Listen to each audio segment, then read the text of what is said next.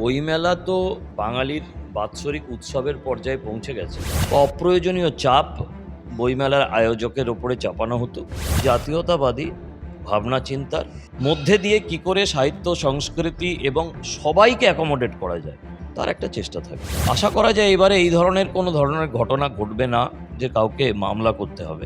সব দিক থেকে মানুষ একদম হুড়ুড় করে আসতে পারবেন এবং হুড়ুড় করে ফেরত যেতে পারবেন বইমেলা করে। অত্যন্ত আনন্দময় উপস্থিতি থাকবে এবং নতুন একটা চেহারায় বইমেলা হবে। দাদা, এবারে বইমেলা হতে চলেছে, নতুন সরকার এসেছে, বইমেলা হতে চলেছে, কিন্তু অন্য বারের থেকে আপনাদের ভিশন কি আলাদা রাখতে চাইছেন বইমেলার মধ্যে? বইমেলা তো একটা বাঙালির বাৎসরিক উৎসবের পর্যায়ে পৌঁছে গেছে। যারা বইমেলা আয়োজন করেন তাদের এটা একটা সাফল্য বলা যেতে পারে।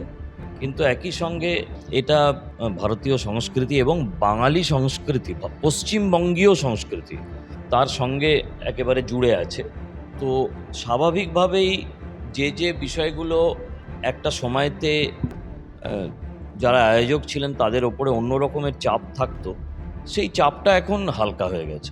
হালকা হয়ে যাওয়ার কারণে যে আপত্তিজনক বিষয়গুলো অন্য সময়কার বইমেলাতে অনেকের মনের মধ্যে জমা হতো, সেই আপত্তিজনক জায়গাগুলোকে একটু স্পষ্ট করা এবং সেই আপত্তিটাকে বাদ দিয়ে আরও কত বেশি মানুষকে নিয়ে একসঙ্গে বইমেলাটা করা যায় তারই একটা চেষ্টা সরকারের পক্ষ থেকে করা হচ্ছিল। যদিও সরকারের এতে কোনো ভূমিকা নেই, কিন্তু তারা একটা মধ্যস্থতা বা এই টাইপের কিছু একটা করে এমন একটা কাঠামো দেওয়ার চেষ্টা হয়েছে যাতে নতুন পুরনো সবাই মিলে একসঙ্গে বইমেলাটা করবে এবং তার যে আকার, আয়তন, পাঠকদের অংশগ্রহণ, বিভিন্ন যারা প্রকাশক আছেন, অন্যান্য গ্রন্থ সংক্রান্ত বিষয়তে যারা জড়িয়ে আছেন তাদের অংশগ্রহণ, এসব কিছু তো থাকবেই।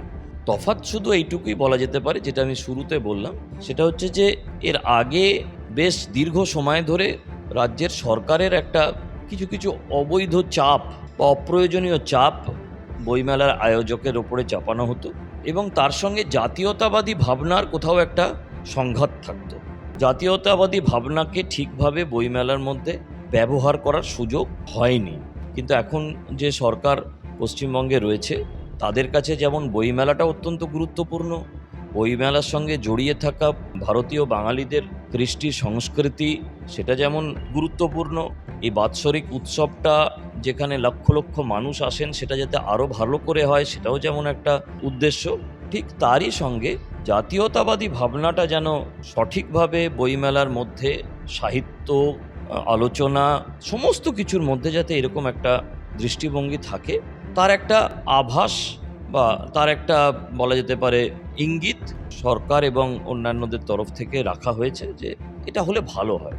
তো আমাদেরও চেষ্টা থাকবে, সেই কারণেই একটা মিলিয়ে গুছিয়ে পরামর্শদাতা কমিটি তৈরি করা হয়েছে যাতে সবাই আছেন, নতুনও আছেন, পুরাতনরা আছেন, সবাই মিলে আলোচনার মাধ্যমে, যদিও এটা একদমই প্রাথমিক পর্যায়ে আমরা দাঁড়িয়ে আছি, শুধুমাত্র এই সমিতিটা গঠনের একটা প্রক্রিয়া হয়েছে, তারপরে ধাপে ধাপে নিশ্চিতভাবে আরও বিষয় প্রকাশ্যে আসবে। কিন্তু আপাতত এইটুকুই যে আমরা আরও বড়োভাবে আরও মানুষের, কলেজ স্ট্রিট পাড়া, জেলা, সব জায়গাকার সবাইকার অংশগ্রহণের মাধ্যমে এবং লক্ষ লক্ষ বাঙালি পাঠকের অংশগ্রহণের মাধ্যমে জাতীয়তাবাদী চেতনায় এই বইমেলাটা যাতে হয় তার চেষ্টা থাকবে।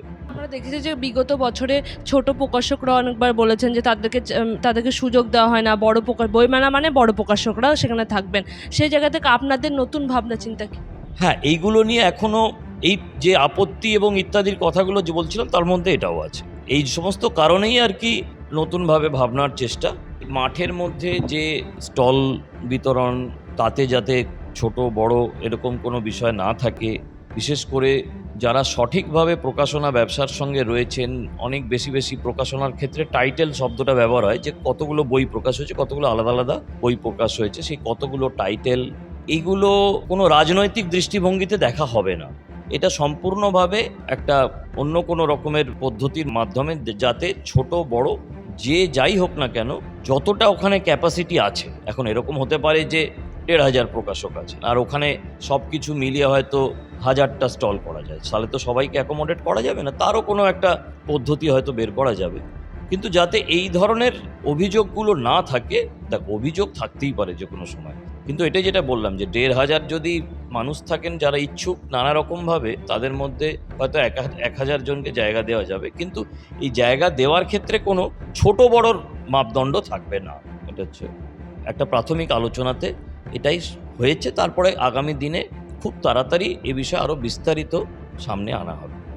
আমরা দেখেছিলাম যে বিগত বছর তার আগের বছর নিয়ে এরকম বারবার সাধারণ মানুষ থেকে সবাই অভিযোগ করেছেন যে বইমেলাটা তৃণমূলীকরণ হয়ে গেছে। এবারে কি এরকম এটা থেকে বাদ যাবে, মানে কোনো সরকারের পক্ষে এরকম কি মানুষ এটা বলবে না এবছর? জাতীয়তাবাদী হবে, এটুকুই বলা যায়। কোনো তৃণমূলীকরণের বিষয় তো মানে কোনো পার্টিগত বিষয় নয়, দলগত বিষয় নয়, পুরোটাই হচ্ছে জাতীয়তাবাদী বিষয় যে কোনোভাবেই। মানে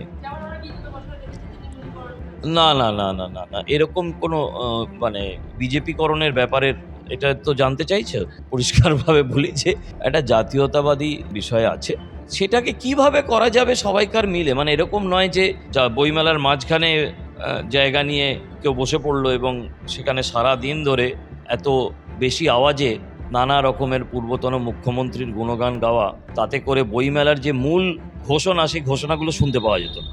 তো এরকম কোনো ব্যাপার নেই, কিন্তু আমি বারবার বলছি জাতীয়তাবাদী ভাবনা চিন্তার মধ্যে দিয়ে কি করে সাহিত্য সংস্কৃতি এবং সবাইকে অ্যাকোমোডেট করা যায় তার একটা চেষ্টা থাকবে। আমরা দেখেছি বিগত বছরে বইমেলা যখন ঘুরতে গেছি বা কভার করতে গেছি, ওখানে দেখেছি যে বাইরে অনেকজনই আমাদের কাছে অভিযোগ করেছে যে আমরা সিপিএম করি বা এসএফআই করি, তাই যেহেতু বইমেলা মানে শুধু বই নয়, ওখানে খাবারের স্টল থাকে, সেখান থেকে বাইরে থেকে অনেকজন অভিযোগ করেছে, আমাদেরকে অভিযোগ করেছে যে আমরা এসএফআই করি, পার্টি করি, তার জন্য আমাদেরকে ভেতরে ঢুকতে দেওয়া হয়নি, বা আমরা টাকা দিতে চেয়েছি, স্টলের যে টাকা সে টাকা দেওয়ার পর আমাদেরকে বসতে দেওয়া হয়নি, যেহেতু তৃণমূল আগে গোটা বইমেলাটা গ্রাস করেছিল। এবছর কি এরকম কিছু দেখতে হবে না, তারাও সুযোগ পাবেন?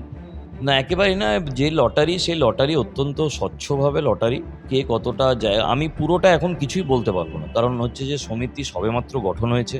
সমিতির যারা সদস্য আছেন তারা যখন মিলিত হবেন তারপরেই আরও বিস্তারিত জানা যাবে, কিন্তু প্রথম যে এই সমিতি তৈরির যে বৈঠকগুলো হয়েছে সেখানকার কিছু কথা বলতে পারি যে এই ধরনের শুধু যদি কোনো দেশবিরোধী প্রক্রিয়া বা চক্র থাকে সেটার বিষয়তে সমিতি কি সিদ্ধান্ত নেবে সেটা এই মুহূর্তে বলা সম্ভব না, কিন্তু হয়তো এরকম ধরনের কোনো চেষ্টা থাকবে না। কিন্তু এর বাইরে এই রাজনৈতিক মতাদর্শ ওই রাজনৈতিক মতাদর্শ এরকম কোনো তাই জন্য তারা বাদ যাবে এরকম নয়। আমরা জানি যে এর আগে ঘটেছে যে বিশ্ব হিন্দু পরিষদের স্টল নিয়ে প্রত্যেকবার মানে বেশ কয়েকবার মামলা করতে হয়েছে। আশা করা যায় এবারে এই ধরনের কোনো ধরনের ঘটনা ঘটবে না যে কাউকে মামলা করতে হবে।